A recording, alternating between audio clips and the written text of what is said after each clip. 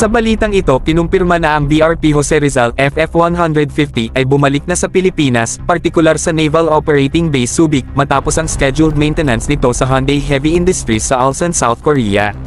Kasama rin sa balita ang pagbanggit ng Submarine Berth and Maintenance Area na maaaring magiging lugar para sa pagtatayo ng mga pasilidad para sa mga submarine bilang bahagi ng Submarine Acquisition Project.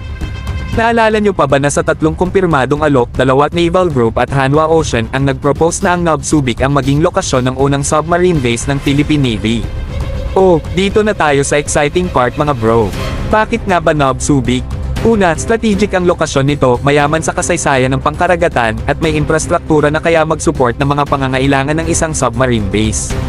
Parang natagpuan mo ang perpektong nakatagong para sa iyong lihim na piratahan. Matey. Dagdag pa rito, malapit lang ito sa iba pang mahahalagang lugar sa rehiyon na may kaugnayan sa karagatan.